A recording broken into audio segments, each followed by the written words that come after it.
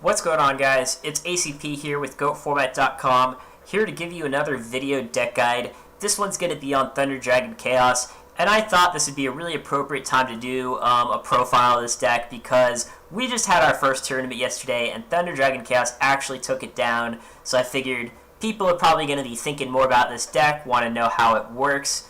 So without further ado, let's get into it. So what is Thunder Dragon Chaos? Thunder Dragon Chaos is first and foremost a Chaos deck. It is playing 3 to 4 Chaos monsters, of course Blackluster Soldier, and then 2 to 3 copies of Chaos Sorcerer. And then it's also obviously got 3 Thunder Dragons. That's going to give the deck its lights. And then the darks are going to come from Night Assailants and a series of flip effects, and it also uses self-discard effects like Card Destruction, Tribe Infecting Virus, and these discard traps in order to put those lights and darks in the grave and some of those Chaos monsters nice and fast. The deck usually plays 18 to 21 monsters, and sometimes people call it Turbo Chaos because of the fact that it can play its Chaos monsters faster than most. So, Thunder Dragon Chaos' strategy. While Thunder Dragon Chaos is a different deck than Chaos Control, they are both still focused on controlling the game, more so card advantage than, going aggro. But the difference between this deck and Chaos Control is that this is really a high synergy deck here, whereas Chaos Control is focused more on sort of individually powerful effects. This deck is using cards like Thunder Dragons and Night Assailants with conjunction with, Card Destruction, Graceful Charity, and so on for setting up, really big explosive plays. So it's great at playing the grind game. Chaos Sorcerer, of course, is a +1 in card advantage, but depending on how you build your deck, you can also go for big damage often by just flooding the board with Chaos monsters. And if you're focused more on sort of that flooding the board with Chaos monsters aspect, you're going to be playing your Cyber Jar and your Morphing Jar in addition to the Card Destruction, which of course you're going to be playing regardless. Cyber Jar and Morphing Jar both let you draw 5 cards, and that is going to draw you into more of your combo pieces and set up those big swingy plays. As far as core interactions go, deck is always trying to summon its Chaos monsters, and Thunder Dragon is going to be the light half of that, and as far as the other dark half, that's going to come from usually its dark flip effects, right? So if you set something like a Dekochi, the Battle Enchanted Locomotive, that's going to put your opponent in a bit of a bind, because if they attack it, it's going to let you draw a card and summon your Chaos monster, but if they don't attack it, then you're just going to flip it, draw a card, and then start poking for 14. So the other really important aspect of this deck is figuring out how to use those self-discard effects in conjunction with your 3 Thunder Dragons, your 2 Night Assailants, and your 1 Sinister Serpent. So these discard effects, of course, are very powerful. Graceful Charity, of course, known for being good with Sinister Serpent, but this deck has 2 other monsters that it can pair it with as well. And then it's also got a Card Destruction to sort of operate as that sort of second Graceful Charity in a way, which is very powerful. So here's a basic deck skeleton of Thunder Dragon Chaos. A lot of what you see here we've already talked about. Spells and traps are mostly just staples. Of course, Card Destruction there in the spells is very key. One of the most powerful cards in the deck. Some people even call it the 4th Trinity piece. Monsters, of course, we see flip effects, we see Thunder Dragons, we see Chaos monsters, and then we just see a few staples. Here's one example deck list. Something like this is usually the most common build of the deck. People these days really like their jars. This deck even has Desert Sunlight to combine with them as sort of a cool tech option. It's also playing the full 4 Chaos monsters to sort of say, hey, I'm going to have Chaos monsters every day, all the time.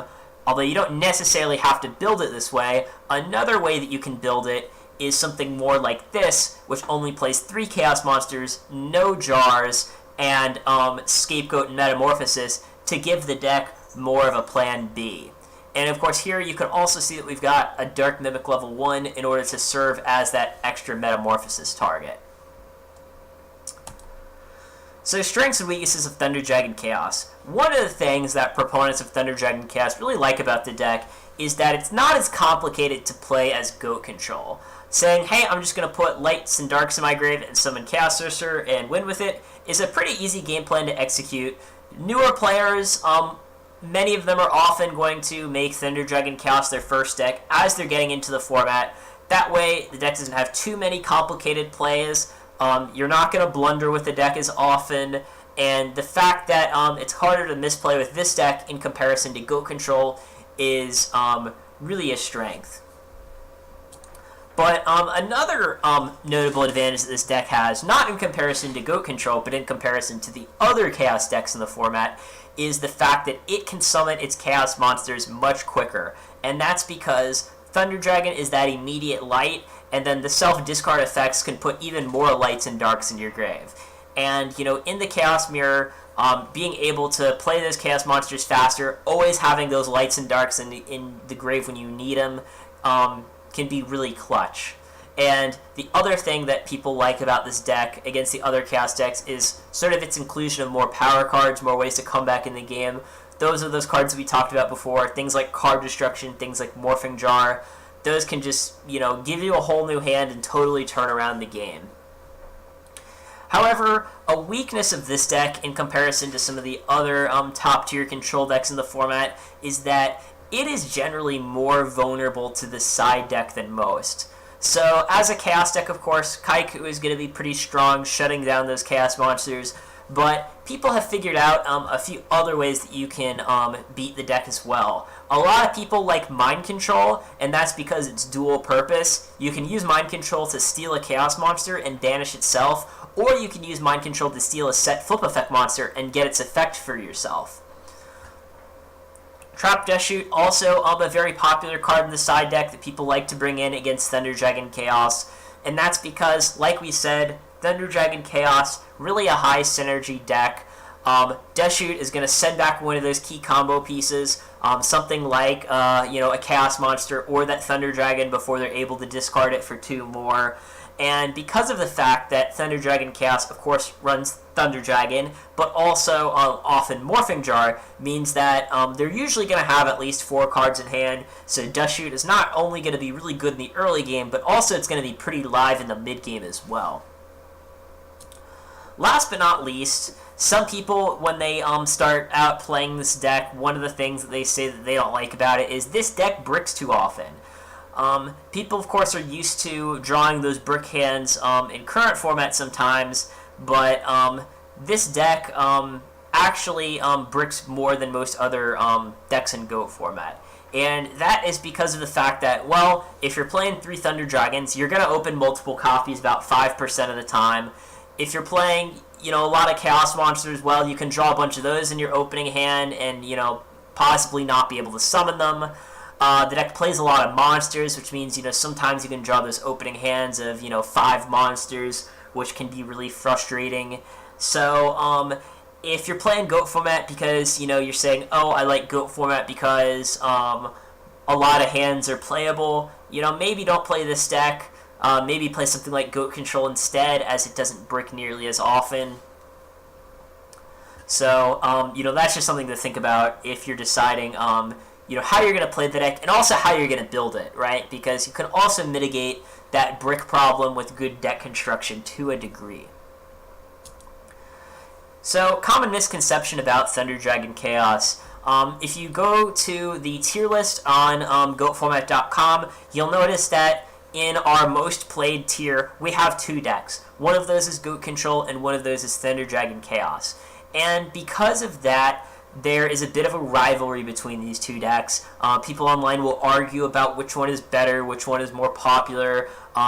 Is one of them underplayed? Is one of them overplayed? And to answer some of those questions, generally speaking, Goat Control is the most popular deck in the format. That's why it is called GOAT format. However, there are some online metagames where Thunder Dragon Chaos actually is more popular. And, some people, when they're sort of just looking for games on Dueling Book, they'll notice that, it seems like more people are playing Thunder Dragon Chaos than Goat Control, which, might be true. In regards to which deck beats the other, there's really not much evidence to suggest that the matchup necessarily swings either way by very much. It is mostly just going to come down to which player has more experience in the format, knows how to play their cards better, has the better side deck, and so on. So if you're looking for us to tell you which of these two decks to play, we're not going to do it. You really have to make that determination on your own. Last misconception is that some people will say, is Thunder Dragon Chaos really the most appropriate name for the deck? And we at GoatFormat.com like this name because it's descriptive. It tells you about what makes it different from other Chaos decks in the format. And we've also noticed that all Chaos decks that play Thunder Dragon kind of have those same set of strengths and weaknesses. They can play their Chaos monsters faster, but then are sort of more vulnerable to the side deck and to bricking. So that's kind of the trade-off with any deck that plays Thunder Dragon. Some people will insist that if the deck plays Metamorphosis, as one of the example deck lists does, that really it's a totally different deck, but we disagree because, as we said, regardless of whether you play Metamorphosis, you're really going to have those sort of same strengths and weaknesses, so to us, it makes sense to classify them together. Before I sign off here, I want to say thanks for watching, guys. Of course, check us out at GoatFormat.com if you haven't already, but I also wanted to tell you about our Discord server. This is really important. We just had our first tournament yesterday. It was a free tournament. It gave out $20 to first place. So if you guys like free stuff, be sure to join our Discord server. We've not only got those free tournaments, but if you're looking for help with your deck, we've got people who will help you there with that too. We're a great GOAT format community, lots of helpful people. I would encourage you guys to check it out. So thanks for watching, and if you have any feedback for us, be sure to leave it in the comments. Peace out, dudes.